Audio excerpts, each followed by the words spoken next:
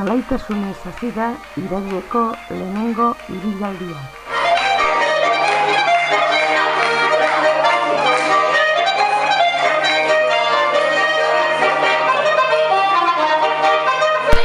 Berez, Donostiatik Bilbora doan ibilalditik, hau laugarren etapa da.